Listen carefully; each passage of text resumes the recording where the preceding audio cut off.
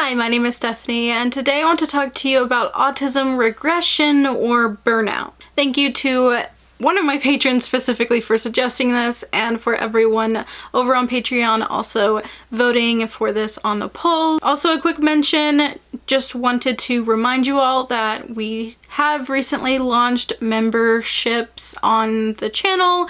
So if you're seeing some people who are commenting and they have a special kind of badge thing next to their username, that's because they've become a channel member. If you want to check out the perks for becoming one, etc., you can hit the join button on my channel and it will tell you more information. So this topic has been interesting to me and something I've really wanted to sit down and look into for a while actually, but when I did sit down to go and look into it, I was met mostly with frustration. One of the reasons for that is because I personally was searching for autistic regression or regression in autism in adults or whatever, and I was consistently getting back the theory around regressive autism. And don't worry, I'm sure we'll get to that one day in another video, but that's not what I want to talk about today. Despite my autistic peers, especially here on YouTube, talking about autistic burnout or autism burnout or whatever, I still just felt like regression for some reason was the word I was looking for, because that's what it feels like to me. Because when I think of burnout, I think of the more traditional occupational burnout, or you're just done with stuff, volunteer burnout and stuff like that. So in my mind, there is a point of burning out and then there's, I don't know, it just felt different to me, but apparently it's not. I was just making my life harder than it needed to be. Now, something I also have noticed throughout this particular search was that there is not a lot of research on the concept of autistic burnout or autistic regression in adults. Again, there's a lot on caregiver burnout for parents and families of autistic people. Again, the whole regressive autism type of idea, but really not a lot looking into adults or the concept of losing skills and stuff like that as an autistic adult. There is, however, one research kind of study that was based on community participation that was on the concept of autistic burnout or autistic regression, and we will look at that. So that's definitely a step in the right direction. I would just personally like to see more science-y, what's happening in the brain kind of thing. That's just what I like to know. I like to know the why something is happening, but right now we're not there yet apparently, so yeah. So Musings of an Aspie actually has a blog post on their site that really, to me, well defines the concept of autistic regression, or as they suggest, maybe fluid adaptivity. Sometimes called autistic burnout, autistic regression is a loss of skills or coping mechanisms. Regression can refer to a specific set of skills or abilities, progressively losing the ability to speak, deteriorating executive function, reduced memory capacity, loss of self-care capabilities, loss of social skills, and reduced ability to tolerate sensory or social overload. It can also refer to a general loss of the ability to cope with life or to accomplish all of the necessary daily tasks of living. Sometimes the loss is temporary, a period of a few weeks or months, after which a person regains the lost abilities. Other times the deterioration in skills or coping mechanisms takes place over years. It may become permanent or semi-permanent, with skills being regained but not to the level at which they previously existed. It was actually in part thanks to experiencing what some call autistic burnout or autistic regression that actually led me to really want to figure out what was wrong with me. It was alarming to suddenly find myself losing speech. I would start stuttering more often, not being able to bring words to my mouth when I needed them. I'm a lot better now, but I still experienced that more than I remember ever experiencing that before. I was losing my ability to handle social situations a lot more, becoming way sensitive to sensory things. It was just like what is going on? I was running into things more often. I experienced for a while, I just kept dropping things out of my hands, and it was just like all these things were happening, and it scared me. I thought maybe I had a degenerative disease or something that I didn't know about because of how sincerely I was just losing skills. Now, obviously, I am not continuously losing skills, and I think that I've rebuilt a lot of them back up, but that experience definitely told me I need to look into what the heck is going on, because I was experiencing meltdowns a lot more often and just things you can't just explain away to yourself. And it was alarming. That feeling of just like rapidly losing your abilities to do things really did feel like regression, and that's why I am more partial to the term autistic regression, because that's what it feels like to me personally. Another thing I want to note is how they had mentioned that these loss of skills could be semi-permanent or permanent, and that's highly concerning. And the fact that enough people experience this for this to be a thing that people know about, I'm just at a loss for words why this isn't something that people are researching and looking into. That study I referred to earlier that was based on community participation and everything does seem to agree with this concept of autistic burnout or autistic regression, although they stick with autistic burnout for their study. They do find it to be distinct from depression or occupational burnout. From their research, they came up with this definition. Autistic burnout is a syndrome conceptualized as resulting from chronic life stress and a mismatch of expectations and abilities without adequate supports. It is characterized by pervasive long-term, typically 3+ months, exhaustion, loss of function, and reduced tolerance to stimulus. So while I can relate, and I'm sure a lot of you watching can relate, I guess I just feel very dissatisfied because I want the sciencey why behind it. Sure, yeah, unmet expectations, that is the concept of the cost of masking, right? The cost of trying to keep up in a world that isn't necessarily made for you, and people still expecting you to perform at the level of someone who isn't disabled and trying to keep up with more than is possible for you and stuff like that. Yes, I get the concept, but I just want the research behind it.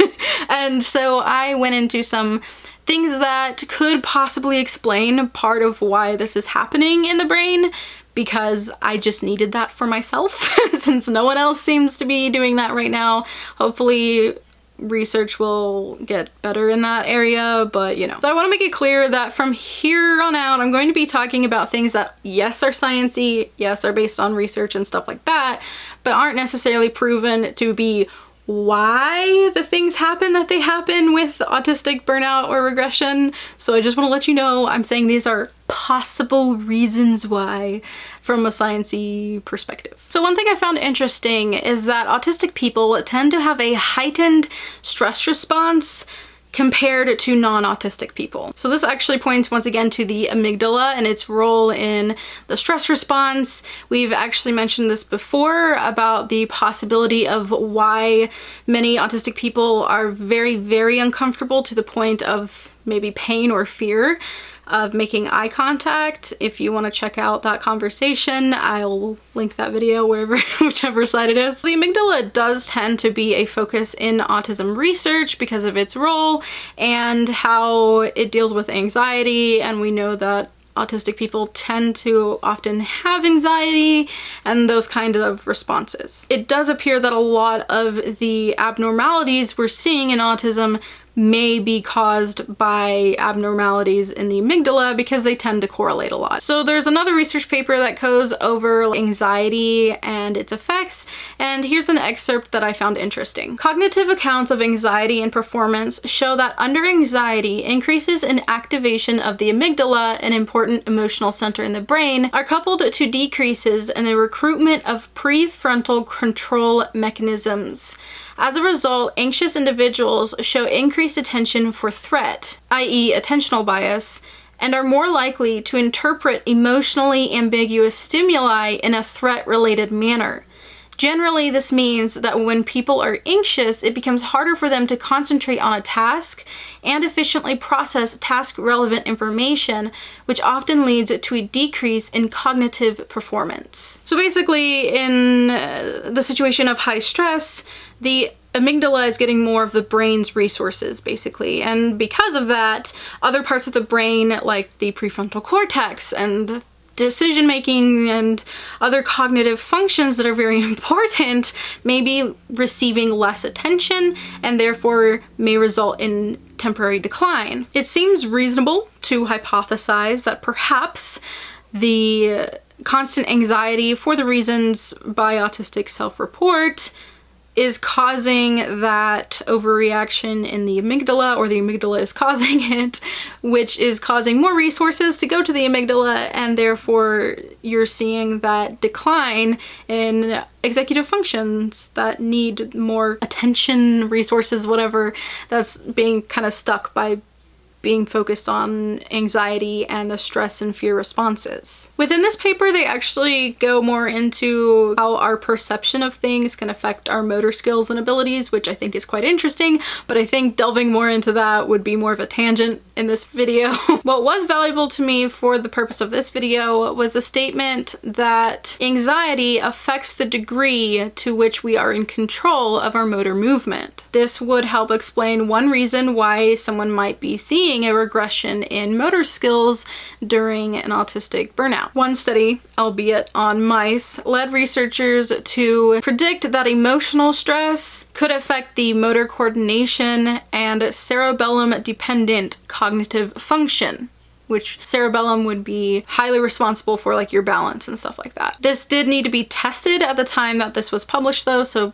obviously keep that in mind. The summary states the following. New research has shown that a single exposure to acute stress affected information processing in the cerebellum, the area of the brain responsible for motor control and movement coordination, and also involved in learning and memory formation. A Harvard article on the brain and stress said the following. There's evidence that chronic or persistent stress may actually rewire your brain, says Dr. Ressler. Scientists have learned that animals that experience prolonged stress have less activity in the parts of their brain that handle higher order tasks, for example, the prefrontal cortex, and more activity in the primitive parts of their brain that are focused on survival, such as the amygdala. It's much like what would happen if you exercised one part of your body and not another. The part that was activated more often would become stronger, and the part that got less attention would get weaker, he says. This is what appears to happen in the brain when it is under continuous stress. It essentially builds up the part of the brain designed to handle threats, and the part of the brain tasked with more complex thought takes a back seat. These brain changes may be reversible in some instances, says Dr. Ressler, but may be more difficult to reverse in others depending on the type and duration of the stress. So to me, I would think it's possible that the stress from trying to function at the level that it appears non-autistic peers are being able to perform at while masking and handling a heightened stress response and a very different capabilities and challenges while not being properly supported might be rewiring the brain in this way that is sending more resources to the amygdala and therefore causing less resources again to be available to the rest of the brain for those higher order tasks, for those executive function things that we already have some struggle with.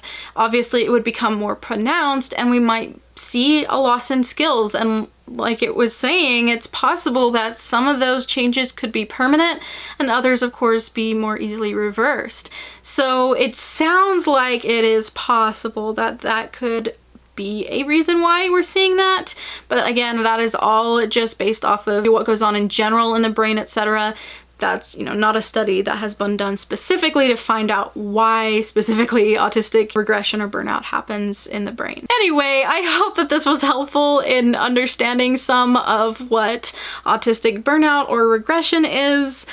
I hope I didn't lose you in all the sciencey things. I had a theory, I wanted to look into it, and nobody for some reason has specifically researched this on that kind of level, and I hope that with this new study that they came out with the participants from the community and stuff. I hope that that might fuel people to look more into that. Anyway, if you enjoyed it, go ahead and give it a like. Let me know your thoughts in the comments below. If you like to hear autism related content from me, go ahead and hit that subscribe button. I upload to this channel every Thursday at 4 p.m. Central Standard Time. Thank you to my patrons for supporting me over on Patreon. And a special thank you to my Spaz tier patrons, Brian Kleinhammer and Jesse Graves. Thank you so much for watching. I hope you're having a wonderful week, and I'll see you in my next video. Bye!